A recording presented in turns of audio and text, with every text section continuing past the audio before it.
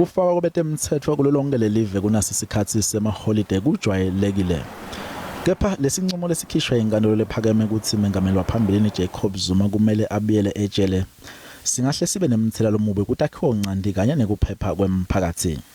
Labo lababuke kuvikela bugebengu nekuphepha kwemphakatsi bathi ngeke kwendeke lokwendeka ngenyanga yakholwana lapho kwacikwa khona tibhelu letinelo dlame.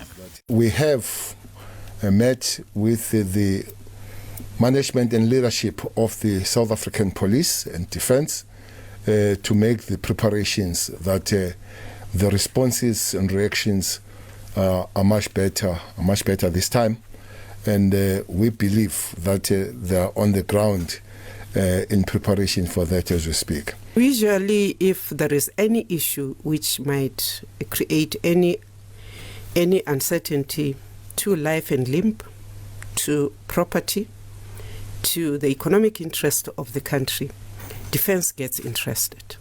So we will not hesitate if we are approached to be on standby.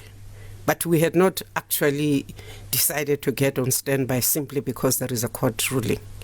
Inkantolo lephakeme not Gauteng ilahle ngelifastelo iparule kugula kwaZuma lanikwa ngilona beyangikhomishana wetebulungiswa Arthur Fraser.